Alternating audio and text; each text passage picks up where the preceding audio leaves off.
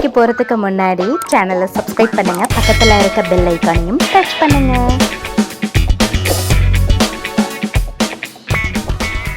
Hello குட்டீஸ், welcome to ரேச்சஸ் மைத்திக்கல் stories.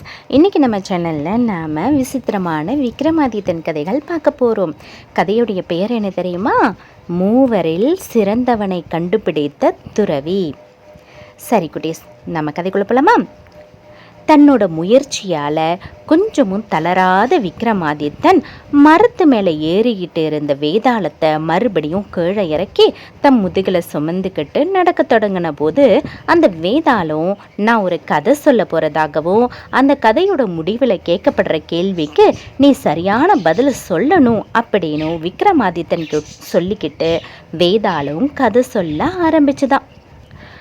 ஒரு ஊரில் ராமன், பீமன், சோமன் அப்படின்னு 3 இளைஞர்கள் இருந்தாங்களாம்.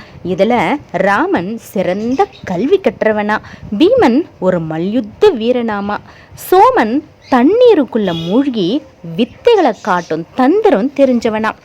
இவங்க தங்களுடைய இந்த திறமைகள் மூலமாக அந்த கிராமத்தில் பொருளீட்டி வந்தாங்களாம். ஒரு சமயம் கிராமத்தில் கடுமையான பஞ்சம் ஏற்பட்டதுனால இந்த 3 பேரும் பிழப்பை தேடி ஸ்ரீநகர் அப்படிங்கிற ஊருக்கு போனாங்களாம். இதே காலகட்டத்தில் ஸ்ரீநகரில் ஈஸ்வரன் அப்படிங்கிற ஒரு ஜமீன்தார் வீட்டுக்கு ஒரு துறவி வருகை தந்தாராம். அவரை வீட்டுக்குள்ள அழைச்சி நல்லா உபசரிச்சாரா ஈஸ்வரன் ஜமீன்தார். இதனால மனமகிழ்ந்த அந்த துறவி ஈஸ்வரன் தம்பதியினரை பார்த்து, உங்க மருமக கூடிய விரைவிலேயே ஒரு ஆண் குழந்தைய பெற்றெடுப்பா அப்படின்னு ஆசிர்வதிச்சாரா. இதை கேட்டு அதிர்ந்து ஈஸ்வரன் தம்பதியினர், தங்களுக்கு தான் குழந்தைகளை பிறக்கலையே அப்படின்னும், பிறகு எப்படி தங்கள் மருமகள் பேரனை பெற்றெடுப்பா அப்படின்னும் கேட்டாங்களாம். இதை கேட்டு அந்த துறவி, தன்னுடையது தெய்வ வாக்கு, அதனால பொய்க்காது அப்படின்னு சொன்னாரா. நீங்க 2 பேரும் யாரையாவது ஒரு இளைஞனை உங்க மகனா தத்தெடுத்து அவனுக்கு திருமணம் செஞ்சா நிச்சயமா அவன் மூலமா அவங்களுக்கு ஒரு ஆண் குழந்தை வாரிசா கிடைக்கும் அப்படின்னு சொன்னாரா. சரியா அதே நேரத்தில் ராமன், பீமன், சோமன் ஆகிய 3 பேரும் அந்த ஜமீன்தாரோட வீட்டு கதவை தட்டுனாங்களா.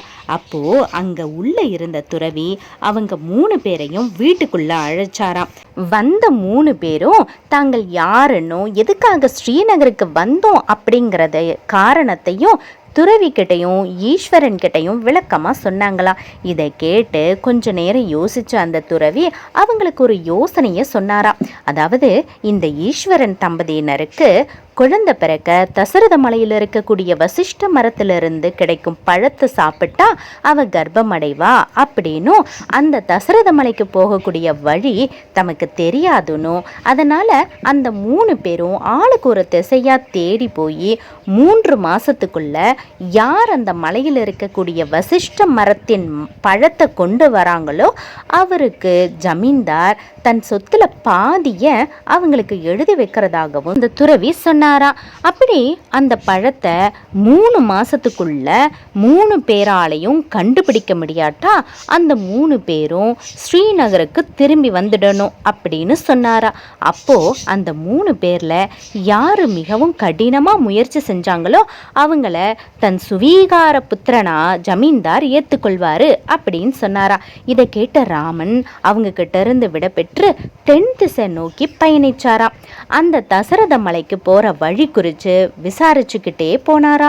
அப்ப ஒரு வியாபாரி தனக்கு அந்த மலைக்கான வழி தெரியும் அப்படின்னும், ஆனா ராமன் தன்கிட்ட சில வாரங்கள் பணிபுரியணும் அப்படின்னு சொன்னாரா.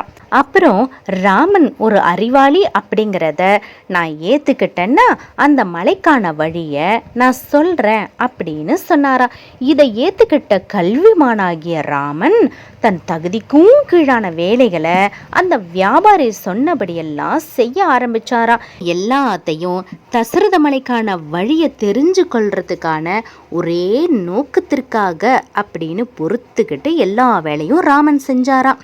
6 வாரத்துக்கு அப்புறம் அந்த வியாபாரி கிட்ட தசரத மலைக்கான வழியை கேட்டானா ராமன்.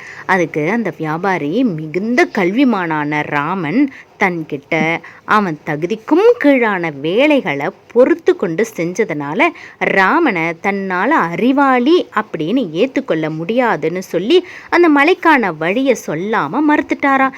இதை கேட்டு ஏமாற்றம் அடைஞ்ச ராமன் தன் காலக்கெடுவிற்குள்ள அந்த பழத்தை கண்டுபிடிக்க முயன்றான். ஆனால் முடியலை. அதனால் ராமன் ஸ்ரீநகருக்கு திரும்பினானா. கண்டுபிடிக்க முடியாததால் பீமனும் ஸ்ரீநகர் திரும்பினானா. மூன்றாம் அவனான சோமன் இருக்கான்ல, தசரத மலையை தேடி கிழக்கு திசைக்கு பயணிச்சானா.